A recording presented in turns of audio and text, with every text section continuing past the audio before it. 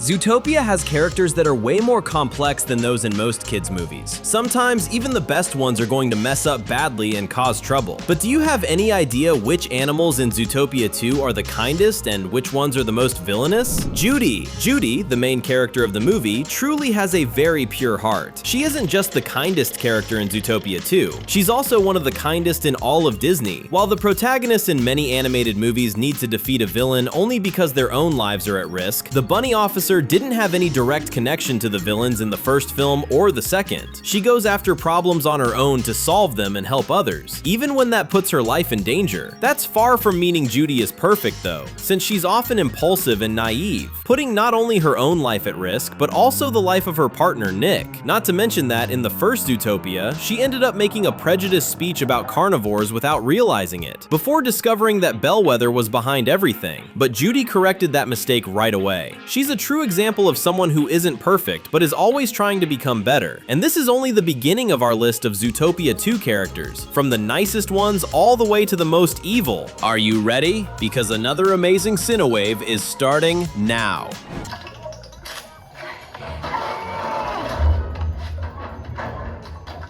Agnes. Agnes didn't appear much because she passed away long before the events of the story. However, what she did is more than enough to consider her one of the kindest souls to ever walk through Zootopia, and also one of the most wronged. After all, Agnes was the true founder of the city of Zootopia. She was also the creator of the climate walls that allow each district of the city to have the perfect weather for different animals. Even so, the poor snake had her credit stolen by a business partner and was even accused of a crime she didn't commit, causing her legacy and the legacy of reptiles in general to be completely destroyed.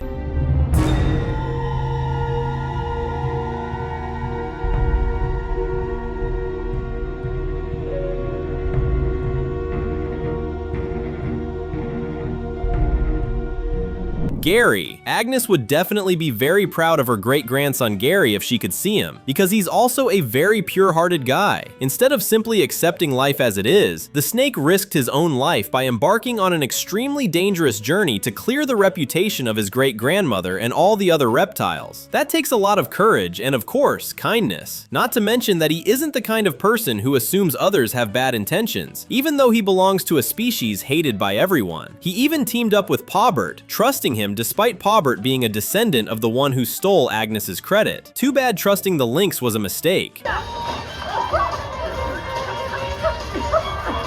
Nick. Believe it or not, Nick is also one of the kindest characters in Zootopia 2. In the first movie, he was introduced as a con artist who didn't care about anyone but himself, but that changed after Nick met Judy and helped her save the city. In the second film, he's a lot more heroic, but still not on Judy's level. When things got complicated, Nick wanted to run away from Zootopia with the bunny instead of investigating the mystery. But that was more because he was afraid Judy would get hurt than because he was a coward, something he struggled to admit because he was afraid of opening up to Judy. But on top of joining her in that dangerous adventure and even getting arrested because of it, Nick risked his life in the end to steal the antidote from Pawbert and save his friend who had been poisoned.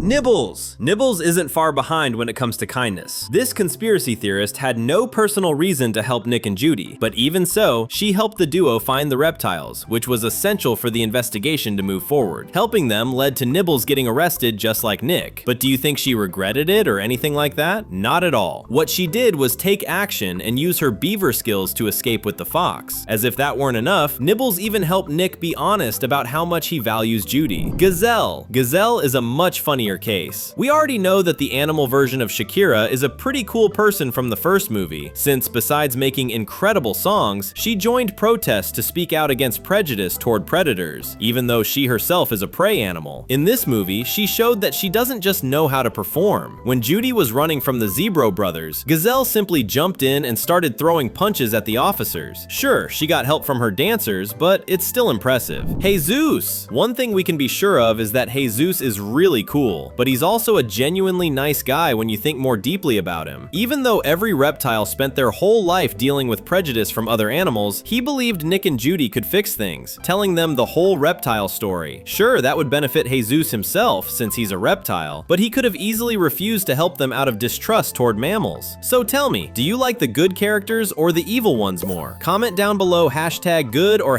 #evil so we can find out. Clawhauser. Clawhauser is mostly just a comedic relief character, following that classic stereotype of the overweight cop who loves eating donuts. However, unlike most officers who fit that stereotype, he genuinely wants to help others. And the chubby tiger actually turned out to be useful, managing to figure out where Gary and Judy were during the climax of the movie. Chief Bogo. Even though he was almost an antagonist in the first movie for constantly staying on Judy's case, Bogo improved a lot in Zootopia 2. He has always been a good guy, but that becomes even clearer in this movie, even though he still has his issues with Judy and Nick. But we have to understand his perspective. Imagine a pair of rookie officers ignoring all of his orders to carry out a dangerous mission on their own, and that ending up causing major chaos in the city. An action like that would end the career of almost any cop, but Bogo simply threatened to separate Judy and Nick. In the end, he even forgave Gary for accidentally poisoning him. Zebros. Like most police officers, the Zebros ended up acting as antagonists to Nick and Judy during the movie. But not because they were bad, and instead because the protagonists had become wanted by the police. So even with that, they still seem well-intentioned. Sure, they pull a few pranks and make jokes, but nothing too serious. That's exactly why the Zebros are near the bottom of the good characters list. They're likable, but they've definitely got their flaws. Captain Hogbottom. Captain Hogbottom, the leader of the elite police force that chases Nick and Judy throughout the movie, takes this whole idea to another level. She is a very competent officer and seems to have good intentions, but like it or not, she relentlessly hunted down the main characters for almost the entire film, refusing to listen to either of them. The captain also didn't seem too concerned about the safety of anyone who crossed her path, even when those individuals weren't actually criminals. Even so, Hogbottom hesitated when she received the order to shoot Judy, showing that she does in fact have a heart. Paul Maletabrant. Now it's time to talk about the morally gray characters, the ones who aren't exactly good or evil. And starting with the one who leans closest toward being good, we have Paul Maletabrant, an employee at the police department. To be honest, he didn't do anything particularly good or bad, but he did show himself to be rude to everyone he has to deal with, but it's hard to judge him. Working in customer service must be a nightmare, especially when you're constantly at risk of being hit by your coworker's flying soda can. Mayor Winddancer. Mayor Winddancer fits perfectly into the gray character category, especially because he was secretly working for the Linksley family, acting as their puppet. But at the same time, Winddancer showed hesitation throughout the movie, and later regret, turning against the Linksleys and literally fighting them. Frou Frou. Frou Frou is another character who fits perfectly into this category, starting with the fact that she's the daughter of a mob boss and is totally fine with that. We also see in Zootopia 2 that Frou Frou continued her family's criminal lifestyle, becoming her father's business partner. Even so, she still helps Nick and Judy, which makes her morality pretty complex. Subscribing to the channel is just as good as watching your favorite animations. Shall we click? Mr. Big. Now, moving into the list of truly evil characters, we have to start by talking about Frou Frou's father, Mr. Big. He may have helped Nick and Judy more than once, but we don't think that's enough to consider him morally gray. After all, he is the leader of a criminal organization, and unlike Frou Frou, Mr. Big has been in this line of work for years. She still has a chance at redemption, but Mr. Big? He has committed so many crimes that we can't even imagine them all. Catrick and Kitty Linksley. Catrick and Kitty, two of Milton Linksley's children, are far from being considered good. They do everything they can to carry on the family legacy, which is built on maintaining the lie that the Linksleys were the ones responsible for creating the climate walls. All of that at the cost of increasing prejudice against reptiles more and more. Pawbert! Pawbert, despite seeming like a nice guy at first, turned out to be even worse than his siblings. He pretended to want the truth to come out just to get close to Gary, obtain Agnes's journal, and betray him. Paubert didn't see any problem with poisoning Judy and even tried to fool Nick afterward to also manage to kill him. All of this just to finally earn his family's approval.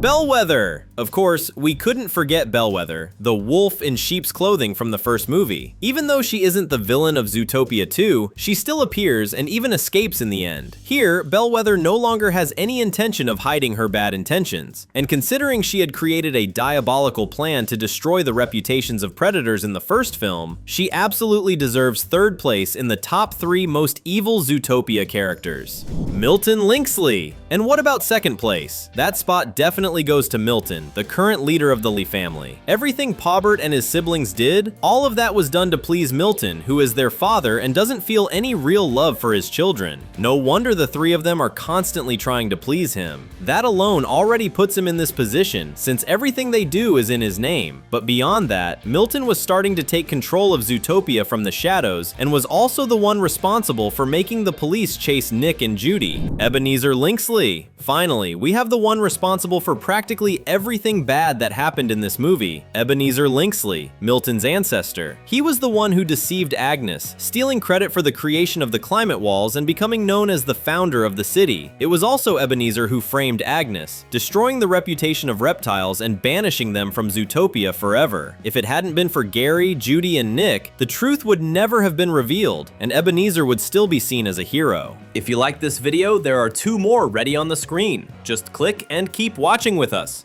Thanks, and see you soon.